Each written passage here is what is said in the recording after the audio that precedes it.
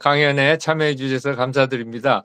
오늘 제가 말씀드릴 내용은 내년이 한일 관계가 수립된 지 60주년이 되는 해입니다. 그래서 지금 재작년부터 이제 한일 관계가 정상화의 길을 밟았습니다만 2012년서부터 잃어버린 10년이라고 할 수 있을 정도로 한일 관계가 좋지 않았습니다. 그래서 그러한 한일 관계가 그래도 60주년이라고 하면 우리 사람 인생에 비하면 굉장히 큰 의미를 갖는 그런 해인데 60주년을 맞아서 한일 관계가 앞으로 어떻게 발전해 나가야 할 것인지에 관해서 함께 생각해 보고자 합니다.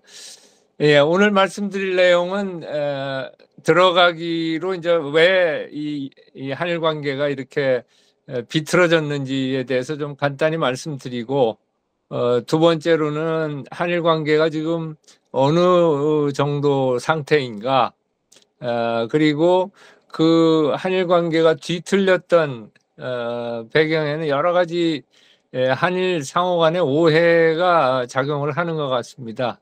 그래서 그런 것들을 한번 짚어보고 그리고 또 하나 한일 관계가 장기간 악화되면서 이성보다는 감정적으로 이렇게 양국 국민들이 상대방을 보기 시작했고 그러다 보니까 한일 협력이 왜 필요한지에 대해서도 양국 국민들의 인식 속에서 많이 멀어진 것 같습니다. 그래서 그 필요성을 한번 짚어보고 마지막으로 그럼 새로운 60년을 전개해 가는 데 있어서 어떠한 요소들이 건전하고 지속적인 안정적인 한일 관계를 만드는 데 필요한 것인가를 짚어보는 것으로 이렇게 진행을 하고자 합니다.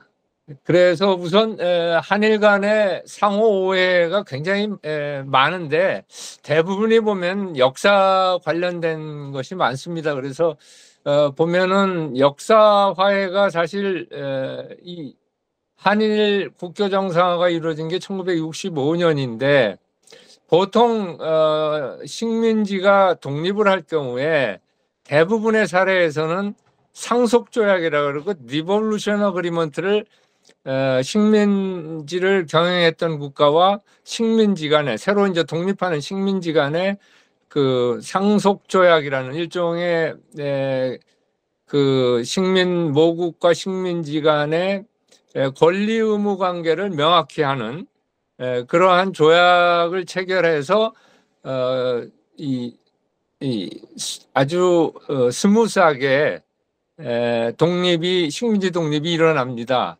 근데 그 예외가 있는 것이 한국하고 이스라엘입니다. 왜 그러냐면 한국은 일제 35년 통치의 적법성을 부인합니다. 처음부터 원천 무효라는 입장을 취했기 때문에 사실 1945년에 2차 세계대전이 끝나면서 한국이 독립을 했지만 실제 일본과 국교 수립을 하는 데에는 20년이라는 긴 시간이 걸렸습니다. 그 긴 시간의 원인을 살펴보면 그건 바로 이러한 식민 통치의 법적 성격에 관한 한일 양국 간의 근본적인 견해 차이, 입장 차이에 의해서 비롯됐고 그것을 외교적으로 하나의 타협책을 만들어내는데 그 많은 시간, 즉 7번에 걸친 교섭을 통해서 막판에 한국에서는 계엄령을 선포해서 하면서까지 국회에서 이 기본조약과 4개 중요 협정을 통과시킨 그럴 정도로 한일 간에 이 역사와 관련된 과거사와 관련된 문제들이 많았고 그러다 보니까 65년 출발 당시에 한국의 입장은 뭐였냐면 불법 부당하다는 거였습니다. 식민 지배 자체가. 일본의 입장은 합법 정당했다였고 그것이 65년 당시에 양국의 입장이었고 그러다 보니까 정부 주도의 한일 관계가 됐고 민간에서는 여전히 일본에 대한 인식이 굉장히 나빴죠. 그러고서 이제 1980년대 초반에 들어오면 교과서 문제가 일어나면서부터 그때 이제 과거사가 전면에 부각이 되고 그래서 근린조항이라는 걸 통해서 일본이 이 과거사 관련된 사안에 대해서는 주변국의 그 요청을 배려하는 그러한 상황이 됐고, 그것이 점차 이제 일본 내 정부 내에서 여러 가지 역사 인식에 대한 이 망언들이 나오고 그러면서 일본의 대신들이 해임이 되거나 자진 사퇴하거나 뭐 이런 식으로 되다가 이제 1990년대 초반에 들어가면 자민당 우월정당 체제가 무너지기 시작합니다.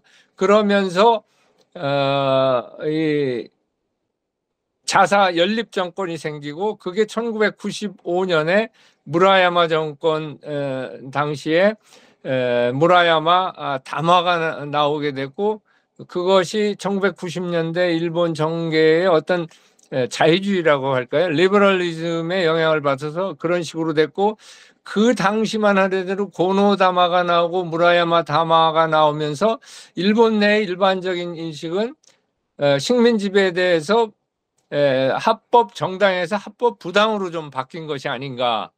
근데 이제 그거에 대한 일종의 역작용이죠. 역작용으로 1990년대 후반에 일본 회의, 아베 총리가 뭐 거기에 이제 설립하는데 많이 관여를 했습니다만, 소위 자학사관에 대한 비판이라는 그런 차원에서 상당히 역사 수정주의의 바탕을 둔 일본 회의가 창립이 되고, 그것이 이제 일본 정계에 보수층들이 이제 가입을 하면서 역사 관련된 이 한일 간의 이 관계가 굉장히 복잡해지는 그런 상황이 됐습니다. 그래서 이제 이러한 일련의 과정에서 보면 역사 화해 과정은 여전히 진행형입니다. 그러다 보니까 신뢰가 부족했고, 그리고 2012년에 이제 군대 위안부 문제를 둘러싼 한일 간에 갈등이 생기고 그러면서 이명박 대통령이 독도를 방문하고 거기에 이제 일본 천황이 한국을 방문하려면 무릎 꿇고 사죄해야 한다, 뭐 이런 발언들이 겹치면서 이제 한일 관계가 나빠지기 시작해서 10년간 계속 내리막길을 걸었던 것이죠. 그러다 보니까 이런 것들이 결국은 과거사 관련해서 신뢰가 부족하고, 한국에서는 반일 감정, 일본에서는 혐한 감정을 불러일으켰고, 그러면서 어떤 현상이 벌어지냐면 한일 간에 사실 국교 정상화 이후 한 2012년이 가장 한일 관계가 좋았던 해라고 저는 봅니다만, 그때까지 여러 가지 긍정적인 측면이 있었는데 그거는 전혀 고려가 안 되고 완전히 부정적인 측면만 부각이 되고, 그러면서 또 하나 이제 이런 것들을 부채질한 게 양국이 비슷하다 보니까 서로 상대방을 잘 안다고 생각을 합니다. 그런데 저는 비슷하기 때문에 더 모르는 것이 아닌가 그런 생각을 하고, 그렇다 보니까 오해나 편견이나 무지 이런 것들이 한일 관계, 한일 양국 사회를 지배하게 되고, 그러면서 그것이 최근엔 또 SNS까지 이제 가세해서 그것을 부채질하고 더 증폭시키는 그러한 결과를 가져오는 게 아닌가 그런 생각을 합니다. 예전에는 제가 이제 일본에 3번을 근무했습니다. 1980년대에 2번을 근무했고 2010년대에 이제 1번을 했는데, 예전에는 한국에서 일어나는 뉴스에 대해서 전혀 일본은 뭐 한 달 지나 2달 뒤에 알게 됩니다. 근데 최근에는 어떤 현상이 벌어졌냐면 한국에서 일어난 일을 바로 그 시간대에 압니다. 왜? 우리나라의 주요 신문들이 전부 일본어판을 운영하고 그것이 야후 재팬을 통해서 금방 바로 확산이 됩니다. 그러니까 동시에 그 정보가 유통이 되다 보니까 일종의 디스인포메이션이죠. 이런 것들, 특히 일본의 보수 우익들이 퍼뜨리는 이런 것들이 굉장히 사실을 더 왜곡하고 또 그러한 것들을 더 증폭시키는 그런 결과를 가져오고요. 그러다 보니까 상당히 현실과는 동떨어진 이미지가 상대방의 인식으로 자리 잡는, 그리고 또 한일 간에는 묘하게 하여튼 경쟁 의식도 많습니다. 그래서 일본의 이 신문들을 보시면 아시겠습니다만 한국 관련 보도가 굉장히 많습니다. 그것은 관심이 많다는 것도 이유가 되겠지만 사실은 경쟁 의식도 그 뒤에 자리 잡고 있기 때문에 그렇습니다. 그리고 또 하나는 양국의 그 정치권이 한일 관계를 좀 정치적으로 이용하는 측면이 있습니다. 우리나라에서는 아무래도 진보층에서 이제 그런 게 강하고 일본에서는 우익이 강합니다. 이것이 다 정치적으로 상대방으로부터 이 정치적인 이득을 얻게 되니까 그런 현상이 있습니다. 그렇게 되니까 상호 오해가 어떤 파급 효과를 가져오냐면 양 상호 인식의 과정에서 객관적인 시각이 결여됩니다. 그러니까 문제가 자꾸 확대되고 그러다 보니까 상대방에 대한 관심과 연구가 저하되는, 그리고 편향된 시각이 조장되고 그러다 보니까 양국 국민 간의 상호 이해, 인식, 기대, 신뢰에 있어서의 갭이 자꾸 늘어나는 거죠. 그리고 상호 호감도도 1978년부터 일본 내각부에서 주요 국가에 대한 일본 국민의 호감도를 조사합니다. 근데 처음에 출발할 때는 한 30%대에서 출발했지만 한일 관계가 가장 좋았던 2012년에 63%까지 올라갔습니다.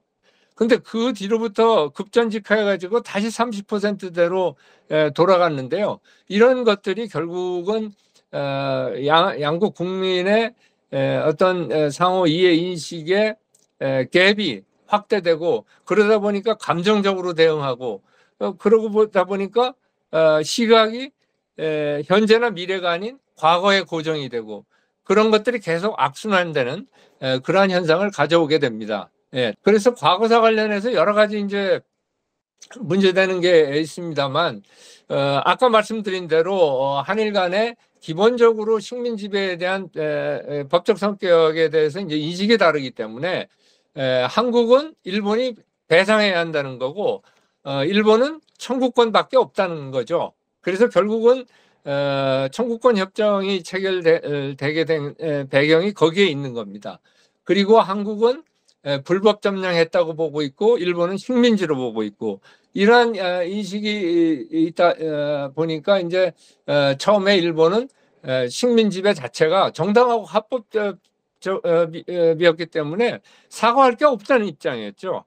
그러다가 이제 점차 부당 합법으로 변화되면서 이제 천황 그리고 총리가 이제 담화나 또는 만찬사나 이런 걸 통해서 과거사에 대해서 사죄와 반성을 하게 변화가 된 거죠.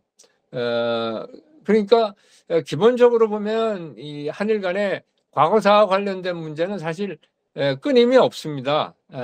뭐 일부 정리된 것도 있고 진행형인 것도 있고 앞으로 나올 문제도 있습니다. 그래서 일종의 시시포스의 신화처럼 이 한일 관계의 변천 과정을 보면 조금 진전하다가 뭐 과거사 관련해서 문제가 일어나서 다시 또 내려왔다가 또 다시 올라갔다 이렇게 지그재그 형태로 해서 2012년까지 꾸준히 발전을 해왔습니다만 2012년 이후에는 굉장히 나빠져 가지고 그게 한 10년이라는 장기간 나빠진 그런 결과가 됐고요. 제일한국인 법적지위 문제도 과거사 문제입니다. 그런데 다행히 제일한국인 법적지위 문제는 1993년에 제1교포 3세 법적 지위에 관한 협정을 체결함으로 해서 상당히 많이 개선이 됐고 또 사실은 제일한국인 인권 법적 지위 문제가 인권 문제입니다. 그래서 일본이 G7 선진 국가로서 어떤 인권 기준을 충족하기 위해서 이 약속을 또 이 조약에 가입을 해서 이행을 하다 보니까 이 그 부수 효과로서 개선된 측면도 있고 해서 많이 진전이 됐고, 제한 원폭 피해자 또 제4할린 한인 귀환 문제, 이것은 한일 간에 좀 협력을 통해서 해결이 된 중요한 사례라고 할 수 있겠습니다. 자, 그럼 이런 맥락 속에서 한일 관계 현주소를 간단히 점검해 보겠습니다. 아까 말씀드린 대로 잃어버린 10년, 2012년부터 2022년까지입니다. 윤석열 정부가 들어서면서부터 이제 개선의 회복의 길을 밟기 시작했습니다만, 아직까지도 2012년에 가장 좋았던 시점까지는 가지 못한 상황입니다. 그리고 제가 이제 요즘 뭐 대내외적으로 우리 상황이 어렵습니다만, 지금 우리가 당면한 이 2020년대는 세계 질서가 바뀌는 복합 대전환기입니다. 그 복합 대전환기에 제일 중요한 게 뭐냐면 각자 도생이라고 합니다만 사실은 그렇지 않습니다.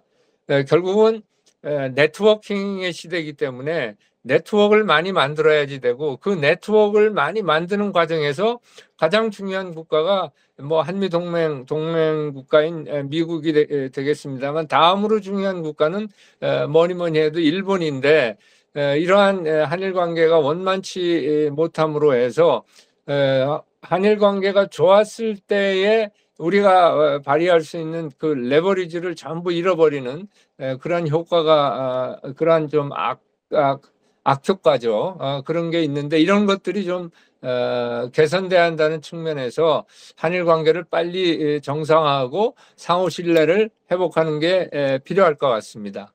그래서 이제 한일 관계가 이제 과거에는 대부분 보면은 역사 문제로 한일 관계가 나빴습니다. 물론 1970년대 김대중 납치 사건, 그리고 문세광 사건과 같이 좀 과거사와 관련되지 않은 것도 있었습니다만, 대부분은 과거사 관련 사안입니다. 그런데 2012년 이후에 잃어버린 10년의 한일 관계 장기 악화는 굉장히 구조적인 문제들이 다시 개입을 해서 크게 4개의 단층이 있습니다. 제일 많은 게 이제 과거사 해난이고요. 그 다음에 이제 독도와 관련된 영토 문제입니다. 2012년 이전에는 이 독도 영유권 문제가 일본사에서는 거의 뭐 연례 행사 1년에 한 번 정도 일본의 순시선이 독도를 한 바퀴 돌고 항의 노트를 제출하는 그 정도 수준이었습니다. 그것이 이제 상당히 악화된 게 이제 2005년이죠. 2005년에 일본이 다케시마의 날을 지정하면서부터 이제 문제가 되기 시작했고, 제가 2011년에 주일대사로 부임을 했습니다만, 당시 상케이 신문에서 여론조사를 했는데, 그 고등학교 3학년을 대상으로 독도 문제에 대해서 알고 있느냐 물어봤는데, 알고 있다고 답변한 일본 고등학교 학생이 7%였습니다.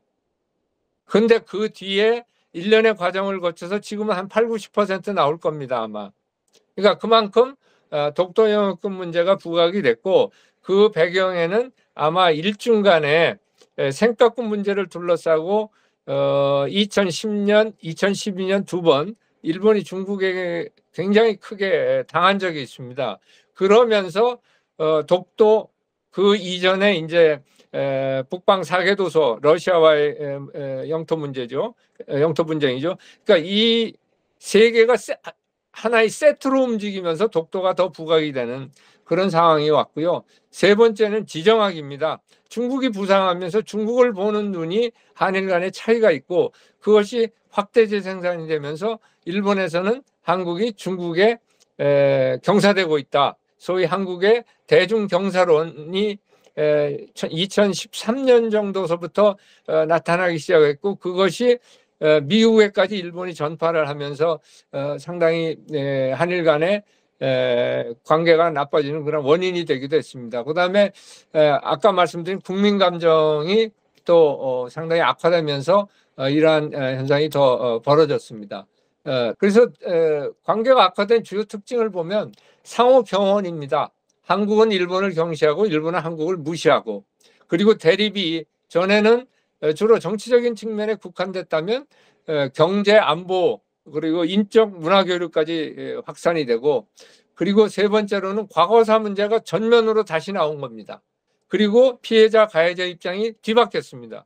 전에는 한국이 피해자의 그 입장에서 어떤 도덕적 우위를 계속 한일 관계에서 차지했다면 2012년 이후부터는 일본이 거꾸로 한국이 약속 위반이다, 국제법 위반이다 하면서 가해자면서도 한국을 공박하는 그러한 위치의 역전 현상이 벌어졌습니다.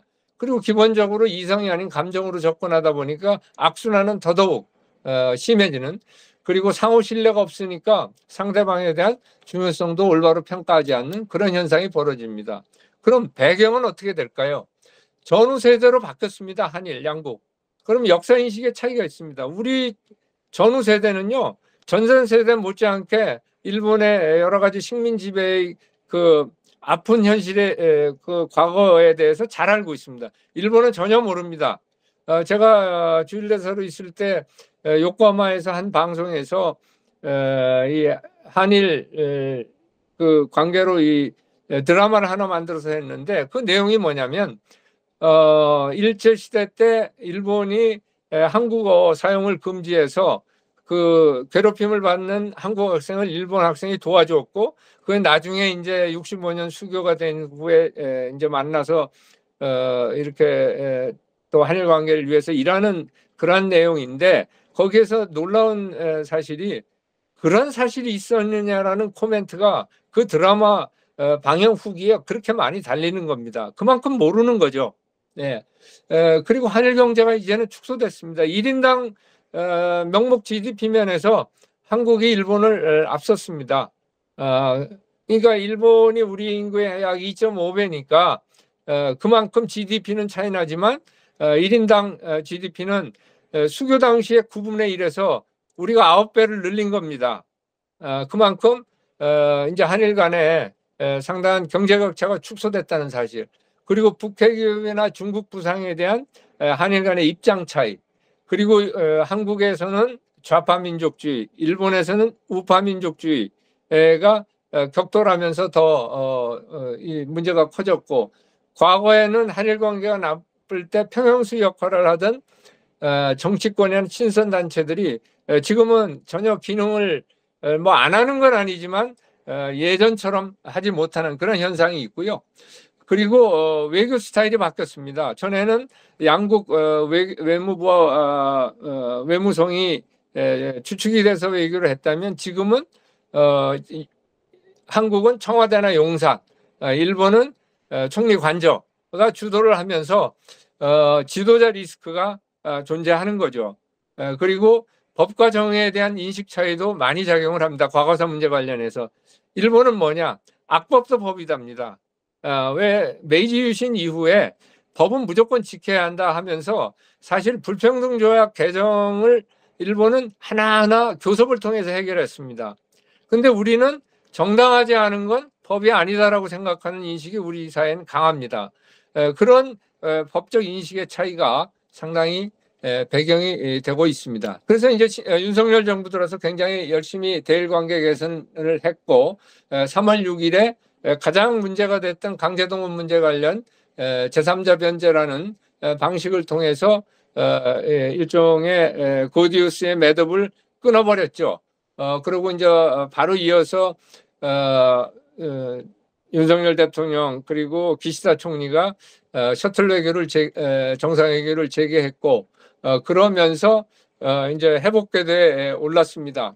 근데 좀 아쉬웠던 거는 아주 잘한, 저는 전략적 결단이라고 합니다만은, 우리 국민들에 대한 좀 설득, 설명 이런 것들이 많이 부족했기 때문에 여전히 국민들의 대일관에는 별다른 변화가 없는, 그리고 뭐 박진 외교부 장관이 절반을 일본이 채운다고 얘기했습니다만, 그거는 현실과는 좀 동떨어진 얘기입니다. 일본에서는 당연히 한국이 할 거 했다라고 생각을 하고 다만 그러한 전략적 결단은 평가한다라는 것이지 절반에 대한 그러한 어떤 부채의식이라고 할까요? 책임의식이라고 할까? 이런 게 없습니다. 그러다 보니까 한일 관계가 사실 내부적으로는 조금 약간 겉도는 그러한 측면이 있고 그런 것들이 최근에 그 뭐 사도광산 추도식 문제라든지 이런 거에 이제 나타나는 거죠. 그래서 이제 전체적으로 보면 일본에서는 이제 한국에서는 일본이 절반을 채우는데 전혀 호응하지 않는다라는 데 대한 불만이 있고 일본에서는 한국의 향후 대일 정책이 제대로 갈 거냐 정부가 바뀌면 그거 바뀌는 게 아니냐라는 데 대한 불안이 있는 그런 상황이 있고 그리고 한국에서는 4월 총선 일본에서는 9월 자민당 총재 선거로 인해서 사실은 그렇게 빠른 템포로 정상화 과정이 이루어지지 않는 특히 이제 한국에서는 총선에 이제 여당이 패배를 했고 일본에서도 이시바 정권이 출범을 했습니다만 총선에서 절대 과반수를 이뤄서 이제 소수 연립 정권을 구성했고 이러다 보니까 좀 국내 정치적으로 동력이 약화됐고 인접국이기 때문에 다양한 현안이 뭐 나오게 마련입니다. 미국과 캐나다 관계를 봐도 뭐 비슷한 양상입니다만 뭐 사도광산 유네스코 문화유산, 후쿠시마 원전, 일본 수산물 수입 문제, 뭐 독도 문제, 교과서 기술 문제, 야후라인 문제 뭐 많습니다. 근데 저는 이 지금 회복 과정이 제대로 되지 않으면 저는 회복 과정이 된다면 성장통으로 볼 수 있는 거고 그렇지 않으면 근육 위축증이 돼가지고 이게 고착하는 그러한 아주 이 갈림길에 있다고 생각을 하고 특히 저는 이 강제동원 문제를 해결하려면 입법이 불가피한데 야당이 뭐 이에 전혀 지금 거의 절대 과반수를 넘어 3분의 2에 육박하는 다수 의석을 가지고 있기 때문에 그 필요한 입법이 어려운 게 좀 걱정이 됩니다. 예, 그러면 상호 5의 주요 사항을 간단하게 짚고 넘어가겠습니다. 일본의 과거사 반성 부족하다. 제가 보기에는 반성 사죄했습니다. 우리 기준에는 절대 충족 못합니다. 그러니까 제가 보기에는 이건 피해자 입장에서는 충분치 않겠지만 조금씩 진전하면서 일본 식민 지배가 부당했다는 인식이 어느 정도는 됐는데 그것이 10년간 관계가 나빠지면서 되돌아가는 경향이 있고 그거를 막는 것이 저는 급선무라고 하고 생각을 하고 그러려면 역사 연구와 교육에 더 중점을 두고 우리가 나가야지 않을까 이런 생각을 합니다. 두 번째는 우리 사회에 굉장히 일본의 군국주의가 부활한다는 얘기가 있습니다만 저는 기우라고 생각합니다. 일본이 평화헌법을 제정한 이후 전후 80여 년 동안 나름 민주주의 국가로서 성장을 해왔고 이 작동을 해왔기 때문에 평화의식도 상당히 높습니다. 그래서 이 헌법 개정에 대한 의견이 여전히 아직까지도 50% 정도는 반대를 하는 그전에는 높았습니다만 점차 낮아지는 현상이지만 여전히 아직도 있다는 것 그리고 일본이 집단주의 경향에 이제 유의를 해야겠지만 일본은 지금 재정 적자입니다. 재정이 어느 정도냐면은 GDP의 260%로 세계 선진국가 중에서 제일 높습니다. 예산의 22%를 이자 갚고 빚 갚는댔습니다. 그러니까 얼마만큼 이 재정 운용이 어려운지 짐작하실 겁니다. 그 인구 감소하고 있습니다. 모병제입니다. 그리고 평화헌법이라 제가 보기엔 군사력을 강화 지금 뭐 방위비 1%에서 2%를 2027년까지 늘린다고 합니다만 세원 확보에 그렇게 만만치 않은 그런 상황입니다. 그래서 그런 점들을 우리가 고려해야 하고 중국의 군사력 증대에 대해서는 우리가 전혀 신경을 쓰지 않으면서 일본에 대해서는 과도하게 이러한 군국주의 부활이라는 그러한 인식을 갖는 것은 저는 별로 바람직하지 않다고 생각을 합니다. 세 번째는 일본 국력에 대한 평가인데 너무 저평가하는 경향이 우리 사회에 있습니다. 일본이 이제 세계 2위를 중국에 내준 게 2010년이고 지금은 뭐 중국의 약 4.5분의 1입니다.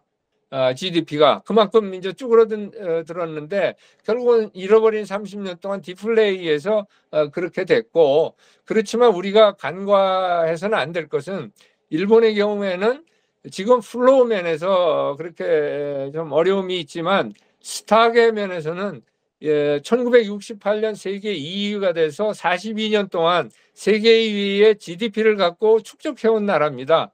그리고 메이지 유신 이후에 근대화 과정의 축적이라는 건 무시하지 못합니다. 특히 제가 일본에 살면서 보면 학문하는 이 디테일 면에서 보면 우리가 여전히 아직까지 일본과는 상당한 격차가 있다는 걸 인식을 해야 할 것 같습니다. 그래서 중국이 상당히 빠르게 부상하면서 일본이 너무 그늘 속으로 간 것이 아닌가. 그리고 최근에 이제 아베노믹스 한 절반은 성공을 해가지고 이 어느 정도 경제도 회복이 되면서 일본이 미국 플러스 알파 전략을 통해서 이 중국의 부상에 대응하는 그러한 이 노력을 하고 그것이 결국은 인도태평양 구상입니다. 사실은 트럼프 대통령이 아베 정부의 인도태평양 전략을 미국의 전략으로 이렇게 싱크로나이즈한 그것이 이제 발전돼서 지금 현재까지 온 그러한 경향이 있다는 점을 우리가 감안해야 할 것 같습니다. 그 다음에 이 아베 시대 때 얘기입니다만 일본 정치인과 일본 사회를 우리 사회에서 혼동하는 경향이 있습니다. 아베 총리가 장기 집권한 거는 제가 보기에는 경제 회복에 대한 기대이지 일본 아베 총리가 보수 우익의 그 역사 수정주의를 택했기 때문에 지지한 것은 아닙니다. 그리고 야당이 부진했기 때문에 그런 현상도 있고 그래서 일본 국민 전체를 한국에 대해서로부터 이렇게 떨어뜨리는 그런 식의 접근은 결코 우리에게 좋은 현상이 아닙니다. 일본도 우리처럼 소선구제입니다. 그러다 보니까 자민당 총 유권자 지지율은 40% 정도밖에 안 됩니다. 그렇지만 실제 의석수는 거의 3분의 2까지 육박할 수가 있습니다. 이번에 이제 그게 이제 조금 뒤집힌 격이 됐습니다만 일본 사회 전체 흐름을 우리가 좀 객관적으로 보면서 긴 안목으로 일본 전체를 상대로 한 대일 외교를 해야 한다는 점을 좀 말씀드리고 싶습니다. 양국의 대미 관계인데요. 한일 간에 미국에 있어서 어디가 더 중요하냐는 걸 많이 우리가 얘기를 합니다만 미국의 동아시아 정책은 사실은 일본을 통해서 대체로 일본을 프리즘으로 해서 보고 있다는 점을 우리가 인식을 해야 할 것 같습니다. 왜냐하면 경제, 외교, 군사적으로 미국에 있어서 일본이 한국보다 더 중시할 수밖에 없는 뭐 여러 가지 이유가 있습니다. 그건 뭐 상세히 말씀을 안 드리겠습니다.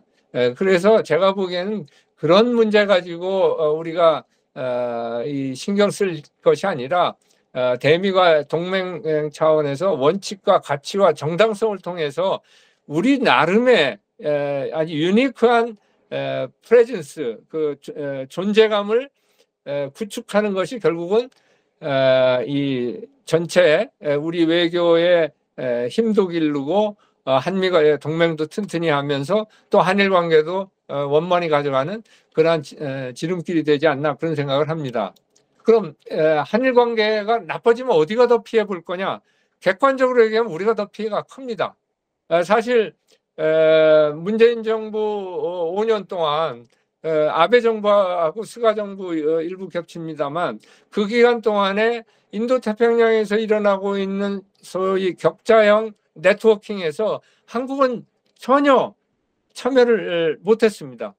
그 빅터 차라고 그 CSIS의 부소장을 하고 있는 한국계 학자가 이제 분석한 거에 의하면 일본은 8개 중에 7개고 한국은 8개 중에 1개입니다. 뭐 쿼드나 뭐 여러 가지 소지역 그룹이 많이 있습니다만 그만큼 한국은 이 인도태평양의 흐름 속에서 소외됐던 거죠. 그런 것들이 결국은 한일 관계가 괜찮았더라면 아베 정부에서 한일과 함께 인도태평양 내의 네트워킹에 같이 참여했을 것이고 거기로부터 우리는 많은 여러 가지 외교적인 이익을 얻었을 것인데 그게 안 됐던 거죠. 그래서 제가 보기에는 감정이 아닌 논리 그리고 가슴에서 머리로 이 한일 관계를 보면서 상호 손실보단 상호 이익의 관점, 즉 포지티브 썸 게임을 하려고 자꾸 노력을 해야 하지 않을까 그런 생각을 해봅니다. 그럼 일본에서는 그럼 오해가 없느냐? 여러 가지 있습니다. 그리고 그것에 대해서는 우리가 정확하게 일본에 대해서 반박을 해야지 됩니다. 과거사가 꼴대로 우리가 자꾸 이동한다고 하는데 우리가 이동한 측면이 있습니다. 그렇지만 일본도 이동했습니다. 여러 가지.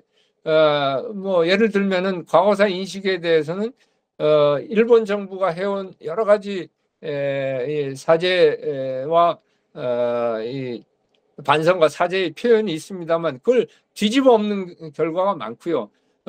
군함도 사건에 대한 합의도 약속을 이행하지 않고 있고 지금 사도 광산 그 피해자 추모식 문제도 마찬가지고요. 이런 것들은 일본도 꼴대를 이동하고 있고 어떤 점에서는 일본은 꼴대를 뽑아버리는 그러한 조직, 그러한 일까지 하는 그런 현상이 있다는 점을 우리가 분명히 일본에 얘기를 하고 제가 보기엔 이러한 현상이 나타난 것이 결국은 강제동원 문제, 일본군 위안부 문제에 대해서 우리가 일관된 대응을 하지 못한 데 대한 그런 일본의 인식에도 기인합니다만 분명히 일본에게도 그런 책임이 있다는 점은 우리가 강조를 하고 그에 따른 시정을 요구해 나가야 할 겁니다.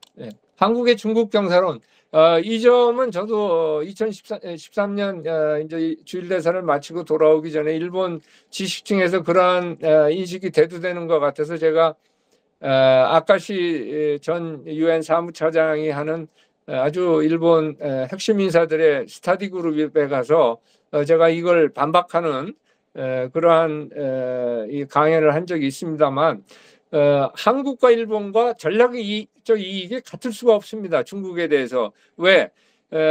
중국 시장에 대한 의존도가 일본에 비해 우리가 훨씬 높고 그다음에 우리는 분단국으로서 북한 문제를 다루는데 중국의 대북 영향력을 활용해야 하는 측면에서 일본과는 다릅니다. 그래, 이러한 전략적 차이가 있지만 그럼에도 불구하고 한국이 중국에 경사된다는 것은 전혀 맞지가 않습니다. 5천 년 동안 중국의 영향력 지배하에 어떤 영향력 속에 있었는데 그것을 우리가 되돌아갈 리가 없지 않느냐라고 저는 이제 설명을 했습니다만 결국은 전략 소통이 부족했기 때문에 이런 일이 벌어진 게 아닌가 이런 생각을 합니다. 그 다음에 일본에 있어서 한국의 전략적 가치를 일본이 폄하하고 있습니다만 절대 그렇지 않습니다. 이 점에 대해서는 한국도 당당하게 일본에 대해서 지적을 하고 고쳐야지 됩니다. 일본의 방위백서가 한일 관계가 나쁠 때 의도적으로 한국의 전략적 가치를 폄하하는 그러한 노력을 시도를 했었는데 그거는 우리가 분명히 고쳐야 한다고 생각합니다. 한국 위상에 대한 일본 인식도 마찬가지입니다. 보면은 외교청서 방위백서를 제가 한 20년 동안 그걸 분석해 보니까 한일 관계가 나빠지면은 의도적으로 일본이 한국의 위상을 격화시킵니다. 그래갖고 한국과 같이 대미 동맹을 공유한다는 사실을 그런 기술을 넣었다가 그냥 싹 빼버리고요. 안보협력 우선순위를 호주, 동남아, 인도, 한국 순으로 조정을 합니다. 이제 관계가 이제 개선이 되면서 지금 회복이 되고 있습니다만 이런 식으로 일본에서는 여전히 한국에 대해서는 정확한 객관적 인식을 하지 않는 그러한 현상이 있었습니다. 그 다음에 이제 한국을 대등한 파트너로서 인식하고 있느냐? 아직까지는 저는 그렇지 않다고 생각을 합니다. 왜냐하면 식민 지배 경험 있는 전전 세대는 그 식민지에 대한 인식이 남아 있고, 그리고 역사화의 청산이 분명히 이루어지지 않았기 때문에 아직까지도 과연 대등한 파트너로 인식하느냐, 그거는 이제 한일 관계가 얼마만큼 빠르게 회복되고, 그러면서 어떤 한일 관계가 지향해야 할 전략적 동반자 관계가 형성이 되느냐에 달려 있을 것 같습니다. 그럼 한일 협력이 왜 필요하냐? 크게 네 가지입니다. 하나는 지금 우리가 살고 있는 복합 대전환기에 대비하기 위해서는 한일 간의 협력이 필수입니다. 지금 북한은 핵무기 거의 다 완성했습니다. 더군다나 지금 북러 거의 뭐 동맹, 말만 전략적 협력 관계라고 했지만 동맹 수준입니다. 병력 파괴했죠. 무기 지원을 굉장히 아주 대량 조직적으로 지금 하고 있습니다. 그런 환경이죠. 중국은 굉장히 공세적 외교안보 정책이죠. 미국은 신고립주의, 트럼프주의에서 메가 아메리카 퍼스트 정책을 쓰고 있죠. 이런 결과로서 자유주의 국제 질서가 침해되고 있습니다. 한국이나 일본이나 자유주의 국제 질서의 최대 수혜국 중에 하나입니다. 그래서 이러한 자유주의 국제 질서를 수호해 가면서 미국의 이 동아시아 연계를 계속하고 북한과 중국의 위협을 억제하는데 한일 협력만큼 중요한 게 없습니다. 두 번째, 한일 간의 상호 이익을 극대화할 찬스를 잡아야지 됩니다. 상대방의 중요성을 간과했기 때문에 잠재력을 제대로 못 보고 있는 거죠. 경제, 외교, 안보, 지역, 글로벌 이슈 면에서 한일 양국은 협력 잠재력이 풍부합니다. 최근에 여러 가지 이제 수소 관련해서 한일 기업들 간의 이제 협력이 이루어지고 있습니다만, 저는 에너지 분야라든지 기후 변화 대응 분야라든지 또 여러 가지 이제 지역 이슈 문제에 있어서 한일 협력은 굉장히 중요하고, 어떤 면에서 보면은 인도 태평양의 자유롭고 열린 이 지역 질서를 구축하는데 한일이 협력을 하지 않으면 불가능합니다. 그리고 또한 한일 양국은 또 미국의 동맹국으로서 이 지역 안보의 핵심 파트너입니다. 우리 일본의 유엔사 후방기지가 7개 있는데 그것이 결국은 한반도 유사시 주일미군이 일본 정부의 동의 없이 참여할 수 있는 그 기반이 되는 거죠. 세 번째, 한일은 자연적 지역 전략 파트너입니다. 유럽하고 동아시아가 다른 점은 유럽은 나토가 있고 유럽은 강대국이 서너 개가 있습니다. 이 우리가 있는 동아시아는 전혀 그렇지가 않습니다. 나토 같은 지역 안보 체제가 없고 그리고 이 강대국이 지금 중국이 2023년 기준 아시아 GDP의 53%입니다. 그 말은 뭐냐?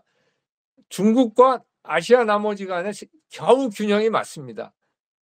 그런 상황이고, 두 번째인 일본은 중국의 4.5분의 1밖에 되지 않습니다.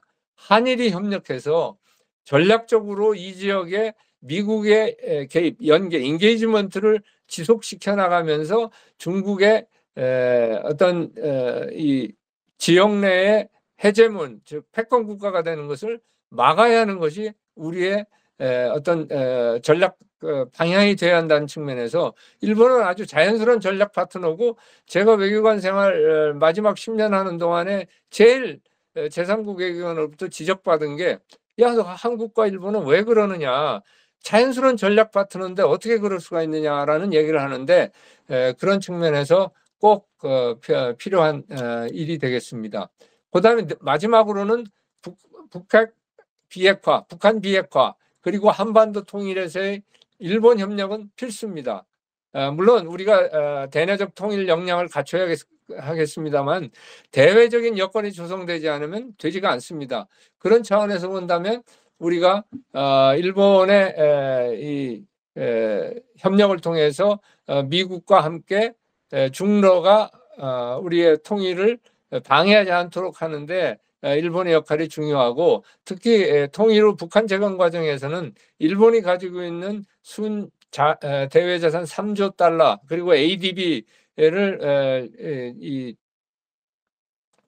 운영한다고 할까요? ADB의 실질적인 영향력을 행사하는 일본이 자금 공여를 할 수 있다는 측면, 그리고 우리가 국교 정상화 때 8억 불 일본으로부터 청구권을 받았습니다만 그걸 현재로 계산해 보면 약 200억 불 정도 추산하고 있습니다. 그 정도면은 이러한 재건하는데 굉장히 큰 의미가 있어서 그런 측면을 좀 고려해야 할 것 같습니다. 마지막으로 이제 한일 관계 안정화 관련해서 이제 말씀을 드리겠습니다만, 첫 번째가 단계적으로 접근해야 할 것 같습니다. 관리, 회복, 안정화의 3단계인데 이미 이제 윤석열 정부 들어서 관리 단계는 이제 넘어서서 회복과 안정화의 단계로 갔습니다. 그래서 이제 결국 다음 과제는 뭐냐면 제3자 변제 해법을 통해서 했습니다만 이게 문제가 뭐냐면 자금이 없습니다. 지금 일제 강제 동원 피해자 지원 재단 기금에 40억 원이 있었습니다. 그 포스코가 낸 100억 가운데 일부인데 15명 지불하고서는 지금 없습니다. 근데 이게 추가로 이제 돈을 모아야 하는 문제가 있고, 그다음에 원고 지원 단체 가운데 4명이 이제 거부를 했었는데 이번에 이제 다 설득을 해서 그분들 다 받기로 했습니다. 이거는 상당한 진전이 있고, 이 지원재단의 심규선 이사장의 역할이 굉장히 컸다고 생각을 합니다.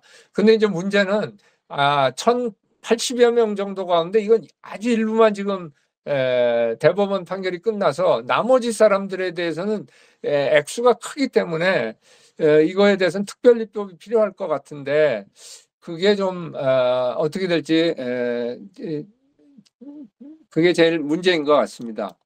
회복 단계 이제 강제동원 문제는 이제 말씀을 드렸고, 일본군 위안부 문제, 이게 사실 문제입니다. 왜 그러냐면 화해치유재단을 문재인 정부 때 해산해 버렸거든요. 거기에 58억 원이 남아 있고 매칭 펀드로 정부가 한 게 100억이 있습니다. 그럼 약 158억 원이 있는데 한일 간에 협의해서 이거 그 해결 방안에 써야지 되는데 그게 전혀 지금 진전이 없습니다. 그래서 이걸 좀 해야지 되고, 셔틀 정상회견은 이제 작년에 시행이 됐고 올해 기시다 총리가 퇴임 전에 왔다 갔습니다만 이게 이번 그 비상계엄 사태로 사실 올 예정이었습니다만 그것도 연기되는 것 같고요. 그런 문제가 있고 고위급 전략 대화가 좀 2+2가 없습니다. 저는 이걸 빨리 만들어야 한다고 생각하고요. 한미일 협력 체제가 가동하니까 그것이 좀 그걸 보완해주는 그러한 역할을 하는 것 같습니다. 안정화 단계는 회복 단계까지 이제 좀 같이 하는데 사실 2012년까지 쭉 한일 관계가 빠른 속도로 회복된 데는 한류 영향도 컸고요. 결국은 1998년에 김대중 대통령 오부치 게이조 총리 간에 한일 파트너십 선언하고 행동 계획이 많은 긍정적 영향을 줬습니다. 그래서 그런 관점에서 2030년, 50년을 목표로 좀 장기 비전을 만들고 그거를 위해서 민관 합동의 트랙 1.5를 하면 어떨까 하는 생각을 해봅니다. 왜냐하면 프랑스하고 독일하고는 1968년에 엘리제 조약을 맺어서 상당히 대규모의 조직적인 인적 교류를 실시했고 그것이 독불 역사화해를 가져와서 결국은 EU가 생기게 되고 나중에 독일 통일의 원동력이 됐습니다. 최근에는 아헨 조약을 통해서 엘리제 조약을 업그레이드했습니다. 이런 것들을 좀 한일 간에도 좀 해야 하지 않나 이런 생각을 해봅니다. 두 번째는 균형적인 접근입니다. 과거, 현재, 미래를 좀 균형적으로 하고 좀 역발상을 해서 현재 미래를 통해서 과거를 치유하는 그러한 역발상을 좀 해보면 어떨까. 그리고 한국은 좀 일본을 너무 과소평가하고 중국은 과대평가하는 경향이 있는데 좀 이거 균형 잡아야 할 것 같고요. 일본은 외교안보 정책이 미국 중심이고 한국을 포함한 아시아에 대한 시각이 부족합니다. 그건 일본이 좀 그런 차원에서 균형적인 시각을 가져야 할 것 같고요. 세 번째, 협력적 접근. 이건 역사화에는요, 피해자 가해자가 협력하지 않으면 도돌이표입니다. 이건 반드시 협력적으로 해야지 되고, 실제 협력적으로 해결한 제4한린 한일 문제는 지금 거의 이제 문제가 되지 않습니다.